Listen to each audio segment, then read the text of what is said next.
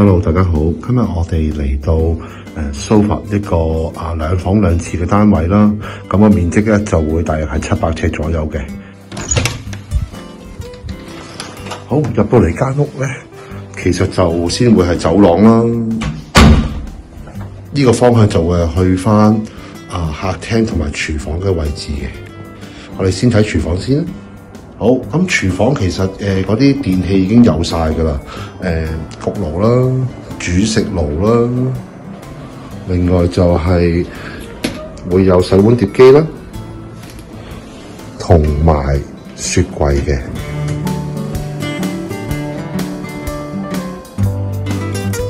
另外可以 storage 嘅地方都唔少啦，餐台、sofa、電視機台同埋 coffee table 都齊晒㗎啦。咁咧，亦呢個單位咧，亦都係一個有露台嘅單位啦。就唔係好大嘅，不過咧都可以企到2-3個人喺度嘅，係啦。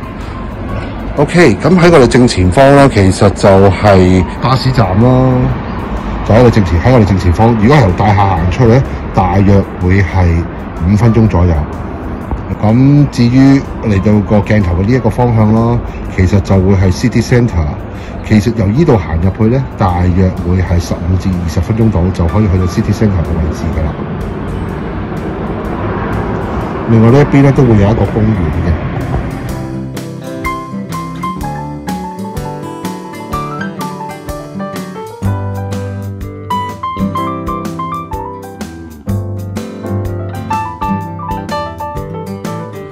好啦，咁離開客廳嘅地方啦，就會去翻走廊。我哋會去到睡房嘅位置嘅。好，呢一間咧就係一間冇套廁嘅睡房。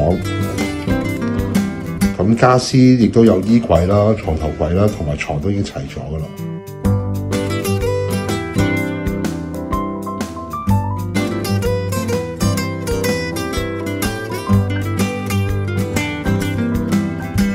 好，出翻嚟呢個位置咧，就會係去到另一間睡房啦。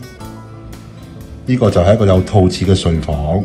咁家私方面都係有床啦、床頭櫃啊、衣櫃都會齊晒噶啦。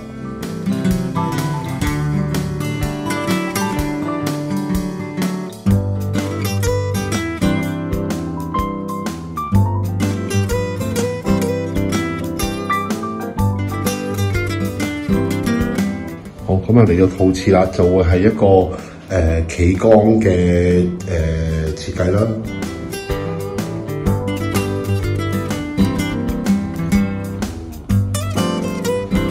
好，我哋就會嚟到另一個嘅浴室啦。咁呢浴室咧就會係浴缸嚟嘅。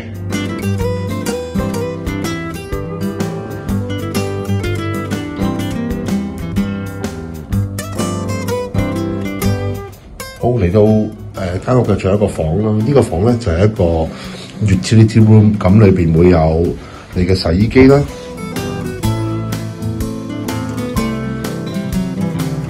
boiler 同埋呢部風機，呢個係個換氣系統嚟嘅。咁我哋亦都落翻嚟大堂位置啦，咁信箱就會擺晒喺度啦。另外垃圾係需要攞落嚟呢度掉嘅。咁我哋依家離開呢個大廈嘅範圍，然之後我哋就會行過去睇呢個叫做巴士站嘅方向喺邊度啦。咁喺樓下嚟講咧，已經係有得你剪頭髮啦，有間barber shop。另外咧，前少少就會有間超市嘅，就係出咗大廈之後。嚟到馬路邊轉左直行。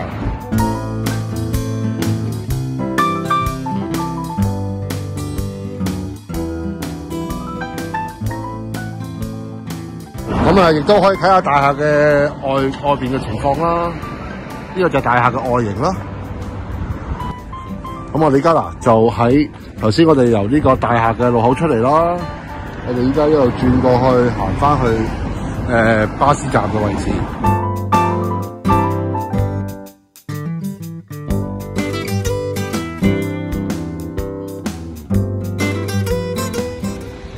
巴士站啦。咁咧呢度有巴士出翻去 City Centre 啦，同埋呢個去到其他地方都會有嘅。咁大約就會係呢啲巴士線啦。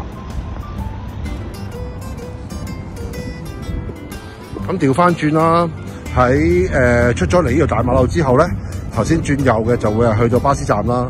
而轉左嘅話咧，就喺我正前方咧，呢個方向咧行翻入去 City Centre 咧，大約會係15分鐘至到20分鐘度。而家見到高一棟大廈啦，其實再行前多少少就已經係 City Centre 啦。咁好啦，多謝大家嚟到呢度啦。咁我哋如果有需要嘅話，可以聯絡翻我哋公司銷售部嘅同事啊。Thank you。